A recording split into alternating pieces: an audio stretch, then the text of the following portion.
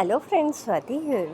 Friends, कल के दिन भी लेवल वही चले जो हमारे 2 हफ्ते से चल रहे हैं ऑलमोस्ट। और कल भी एफआईआई ने फिर से सेलिंग करी 3435 करोड़ की।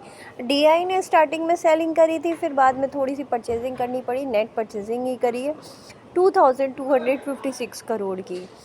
अगर हम देखें फ्यूचर्स में, इंडेक्स ऑप्शन में एफआईआई ने थोड़ी ख़रीदारी करी है और स्टॉक ऑप्शंस में, इंडेक्स ऑप्शन में और स्टॉक ऑप्शंस में की है, बाकी में सेलिंग की है। तो ये थोड़ा सा फ्यूचर में सेलिंग, यानी कि वो थोड़ा सा बेयरिश है आगे आने वाले टाइम के लिए। बट स्टॉक ऑप्शंस करके गए हैं क्योंकि स्टॉक्स में थोड़ा कॉन्फिडेंस उनको ज़्यादा है, राइट। और इंडेक्स ऑप्शन भी करके गए हैं, उसमें भी परचेजिंग करी है। उसमें एग्जैक्टली किधर की साइड परचेजिंग करी है वो अभी डेटा देख लेते हैं पुट राइडर्स और कॉल राइडर्स के साथ। और अगर हम देखें अक्टूबर के मंथ में इन्होंने पूरी सेलिंग ही की है। 1 अक्टूबर से ले लीजिए तो आज 17 अक्टूबर है। उम्मीद करते हैं आज भी इनकी सेलिंग ही काम बरकरार रहेगी, राइट। वैसे तो हमारा मार्केट ग्लोबल मार्केट पे मूव नहीं कर रहा, फिर भी एक बार वेरिएबल्स के साथ उनको भी देख लेते हैं। इंडिया विक्स कल 13.085 पे क्लोज़ हुआ है और डॉ जोन्स ने 337 पॉइंट्स अप में क्लोजिंग दी है। नस्दाक ने 51 पॉइंट्स डाउन में क्लोजिंग दी है। अभी फ्यूचर्स हमारे थोड़े से नेगेटिव ही दिख रहे हैं और सारे फ्यूचर्स नेगेटिव दिख रहे हैं। और गिफ्ट निफ्टी 30 पॉइंट्स का नेगेटिव मूवमेंट दिखा रहा है, लेकिन 20-30 पॉइंट्स नेगेटिव दिखा रहा है। तो ठीक है, ऑलमोस्ट फ्लैट ही खुलने के लायक है और वहाँ से एक वही सपोर्ट लेवल रहेगा, वही अपर लेवल रहेगा ब्रेक करने के लिए। अभी वही लेवल्स बरकरार हैं।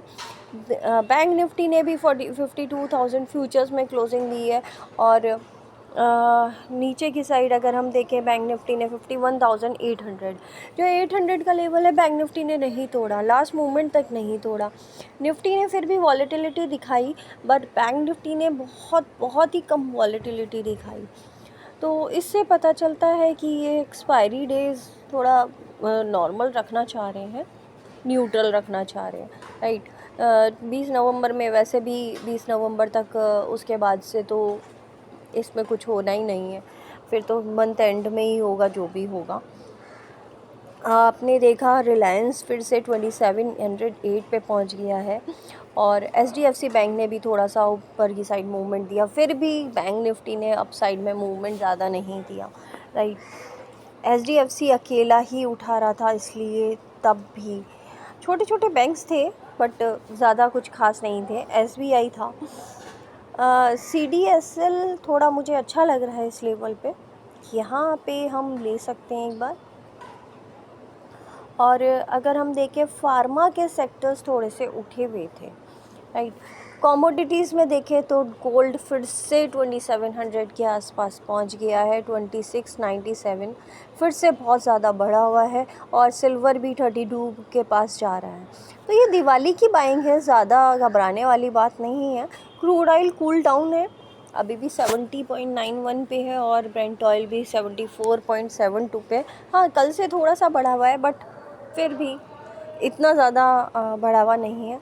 यूएसडी आईएनआर थोड़ा सा कम हुआ है, कूल हुआ है, जो कि 84.02 पहुंच गया है। 84.05 था, 06 भी देखा हमने, लेकिन अभी थोड़ा सा कूल डाउन हो रहा है, कूल हो रहा है।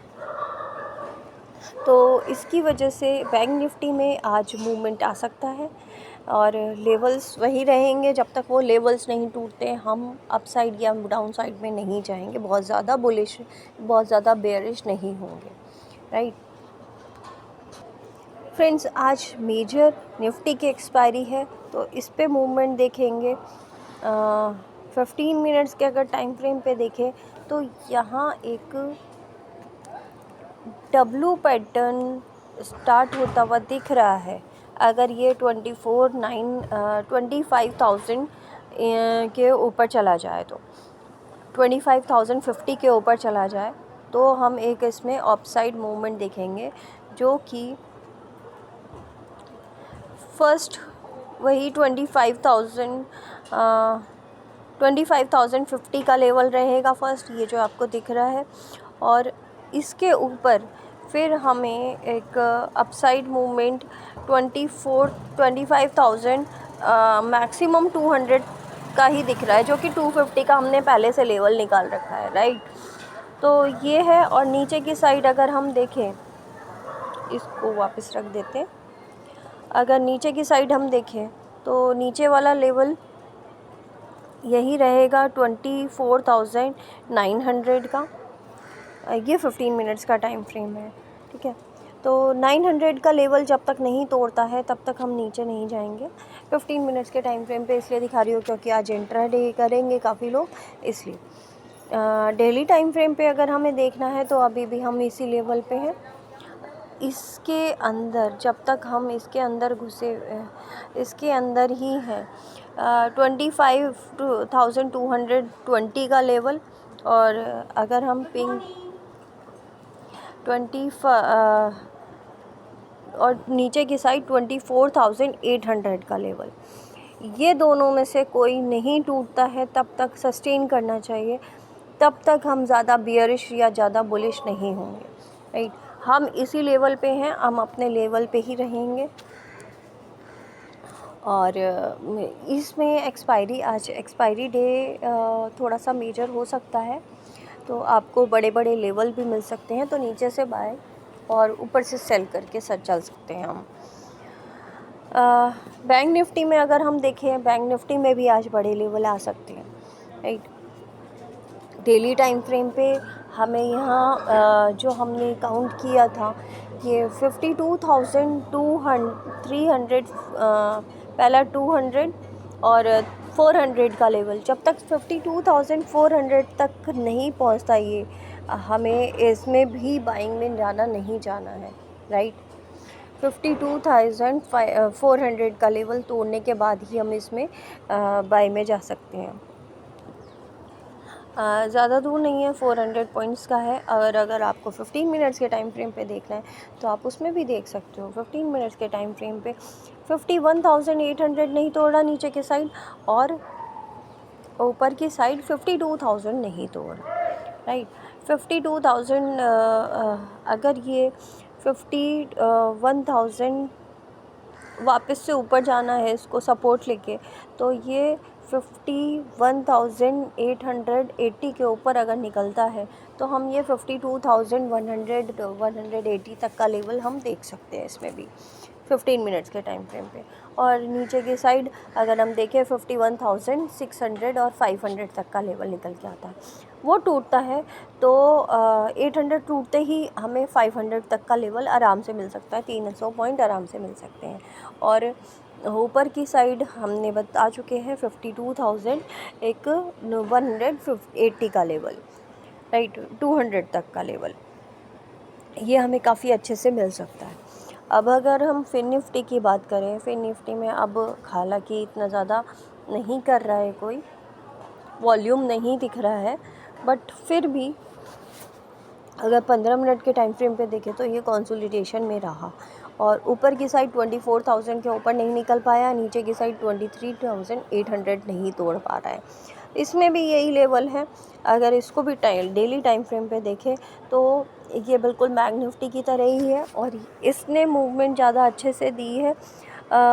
ये अगर 23,800 तोड़ता है फिन निफ्टी, तो इसमें पहला मूवमेंट मिल सकता है आपको 23,500, 600 और 500 तक का, राइट। और अपसाइड में 24,250 का वही रहेगा। 24,000 के ऊपर अगर सस्टेन करता है तो 24,250 का। बाकी सेंसेक्स हम कल देखेंगे क्योंकि उसकी एक्सपायरी कल होगी, राइट। बाकी ग्लोबल मार्केट में हमने देख ही चुके हैं, हांगकांग ने ही सबसे ज़्यादा बुलिशनेस दिखाई है 370 पॉइंट्स अप में, और जो काफ़ी टाइम से अप साइड मूवमेंट ही लेके चल रहा है। डॉ जोन्स ने भी 318 पॉइंट्स अप में ही क्लोज़ दिया था। और S&P का इंडेक्स विक्स आप देख सकते हो अभी भी 1920 के सब पास में ही है, हमने इसमें देखा था। राइट।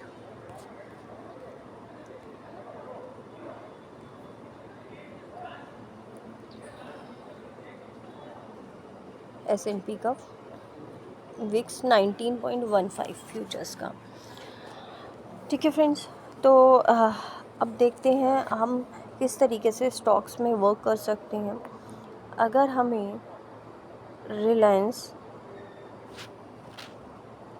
डेली टाइम फ्रेम पे देख लेते हैं।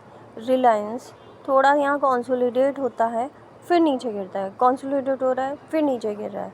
अगर यहाँ पे इसको सपोर्ट लेना है तो इसको यहाँ पे कंसोलिडेशन में वही 4-5 दिन काफ़ी ज़्यादा टाइम निकालना पड़ेगा, बट इसके पास अभी इतना टाइम नहीं है कि क्योंकि स्प्लिट होना है, इतना ज़्यादा टाइम नहीं है। जब जब इसको ऊपर आना होता है तब ये काफ़ी ज़्यादा कंसोलिडेशन में निकालता है। देखिए फ्रेंड्स, कितना कंसोलिडेशन में निकाला है इसने, 28,000 से 300,000 के बीच में, 2800 से। तो यहाँ पे भी यही लेवल है कि जब तक ये 2800 के ऊपर नहीं जाता है हम बाय नहीं कर सकते। बट इसमें स्प्लिट की न्यूज़ है, तो आप एक नीचे के लेवल 2600 का लेवल एक लगा के रख लीजिए। कुछ स्टॉक्स जीटीटी ऑर्डर लगा सकते हो कि 2600 पे आप कुछ स्टॉक्स खरीद लें, फिर 2550 पे कुछ स्टॉक्स खरीद लें। तो जब जब भी वहाँ जाएगा आपका परचेजिंग हो जाएगी, राइट। वैसे काफ़ी भेरी ये कंसोलिडेशन में है, तो यहाँ से एक मूवमेंट अपसाइड में निकल सकती है। ये रिलायंस था। HDFC बैंक देख लेते हैं।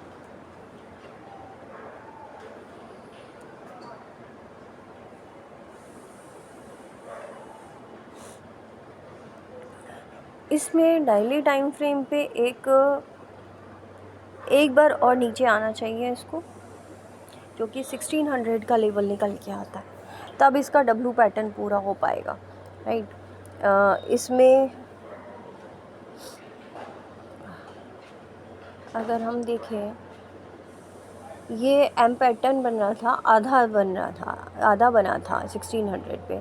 अब अगर ये वापस से इसको ये एम तोड़ के कप एंड हैंडल बना सकता है और W पैटर्न बना सकता है। तो पैटर्न्स बहुत सारे बन रहे हैं, बट ये आधे पे है। अब आधे पैटर्न पे तो हम कुछ कह नहीं सकते, बट हम 15 मिनट्स के और 1 आवर के टाइम फ्रेम पे ज़रूर एक बार चेक कर लेते हैं अलग अलग कि इसका पैटर्न क्या कह रहा है। ये एक्चुअली थोड़ा सा नीचे के साइड ही दिख रहा है मुझे। जब तक 1720 के ऊपर नहीं पहुंच जाता तब तक हम इसमें बाइंग में नहीं रह सकते। 1600 के लेवल पे हम बाय करके और शॉर्ट टर्म एंट्री और शॉर्ट टर्म एग्ज़िट ले सकते हैं। 1600 पे जब आए एंट्री लो और 1700 पे इसको सेल कर दो 1680 के आसपास, ठीक है। तो वो शॉर्ट टर्म के लिए हम कर सकते हैं। और अगर हम बैंकिंग में ही SBI बैंक देखें, SBI बैंक में काफ़ी दिनों से बोल रहे थे कि ये काफ़ी अच्छा दिख रहा है, काफ़ी अच्छा दिख रहा है। 800 के लेवल पे बहुत अच्छा दिख रहा है, और यहाँ पे कंसोलिडेशन में ही है काफ़ी दिन से, इसी लेवल पे कंसोलिडेशन में है। तो यहाँ पे एक हमें अच्छा मूवमेंट मिल सकता है अपसाइड का, क्योंकि 800 का लेवल नहीं तोड़ रहा है। तो 800 के ऊपर इस बार 1000 और 1000 प्लस का मूवमेंट आ सकता है, राइट। और नीचे की साइड तो फ्रेंड्स इसमें 620 का भी लेवल निकल के आ रहा है। तो let's see, hope for the best कि क्या लेवल निकलता है। डेली टाइम फ्रेम पे अगर हम देखें तो ये 800 के लेवल पे काफ़ी दिन कंसोलिडेट किया, फिर गिरा भी था। ये 2-3 बार से क्या कर रहा है, कंसोलिडेशन के बाद गिर रहा है ये। तो इसलिए 810 के ऊपर अगर ये जाता है तो ही हम इसमें बाइंग में जाएंगे, अदरवाइज़ इसमें थोड़ा और सेलिंग आ सकती है, राइट। अगर आपको इसमें भी कंसोलिडेशन में वापस से बाइंग करके चलनी है, नीचे के लेवल पे बाई करके चल सकते हैं। 765 का लेवल है, 760 के ऊपर बाइंग करेंगे 750 तक अगर जाता है तो हम बाइंग करके चल सकते हैं कि जिससे ये वापस से ऊपर आए और हम सेलिंग करते हैं, राइट। पर PSU बैंक है तो थोड़ा सा अच्छा ही है, इतना ज़्यादा नीचे नहीं गिरेगा। PNB बैंक में देखें तो PNB बैंक, एक्सिस बैंक और भी जितने भी बैंक हैं उन सब में ये डाउन ट्रेंड ही चल रहा है, और PNB ने तो पहले ही डाउन ट्रेंड दे रखा है, तो इसमें भी एक बार डाउन ट्रेंड आएगा 100 के आसपास। और आपके लिए यस बैंक अगर हम देखें, कुछ लोग यस बैंक में बने हुए हैं। कल भी मेरे पास कुछ क्वेरीज आई थी, तो यस बैंक में अभी नीचे की साइड ही मूवमेंट चल रहा है, तो ये कितना नीचे जाएगा ये कह नहीं सकते। यहाँ पे अगर सपोर्ट ले लेता है तो बहुत अच्छी बात है, क्योंकि 4 बार ऑलरेडी ले चुका है ये सपोर्ट, और यहाँ से मूवमेंट ले सकता है। तो अभी सेलिंग ना करें, जब आप यहाँ तक रुके हैं तो आप यहाँ पे और बाइंग करके चल सकते हो थोड़ा सा। अगर आप में कैलिबर है, कैपिटल है इतना, तो एवरेज आउट करने के लिए 21 रुपीज़ से आप बाई कर सकते हो, और 30 रुपीज़ पे फिर वापस से आएगा तो आप सेल कर दीजिएगा, राइट। तो इस तरीके से हम मूवमेंट लेते हैं। और जो भी अगर आपको चार्ट रीड करने हैं, आपको इंट्राडे करना है, शॉर्ट टर्म करना है, तो आप उस तरीके से कर सकते हो। उस लेवल पे टाइम फ्रेम पे आप रीड कर सकते हो चार्ट्स को। जैसे ऑलरेडी ONGC एक बार देख लेते हैं। कुछ लोग ONGC भी बोला था कल, ये भी काफ़ी अच्छा लग रहा है 280 के लेवल पे, और यहाँ पे हम बाइंग करके चल सकते हैं, जो कि क्योंकि ऑयल के रेट्स अभी काफ़ी कम हुए हैं, और जैसे ही ये बढ़ेंगे रेट तो ये 350 और 400 तक वापस से आ सकता है। 400 इस बार 350 भी पार कर सकता है। तो जैसे ये पिछला भी कंसोलिडेशन काफ़ी लंबा चलाया था इसने इसी लेवल पे, यहाँ पे भी ये कंसोलिडेशन चला रहा है, लेकिन इस बार कंसोलिडेशन मुझे लगता है कि इतना ही चलेगा। इतना ज़्यादा, बहुत ज़्यादा पिछली बार की तरह नहीं चल पाएगा। तो ये इसका लेवल है, इससे नीचे नहीं जाता है ये, और काफ़ी दिन से गया भी नहीं है। उसके बाद अब देखते हैं, let's see and hope for the best, और अप साइड में ही मूवमेंट दिख सकता है आपको। Thank you friends, thank you so much. आज के लिए फ़िलहाल इतना ही। Thank you.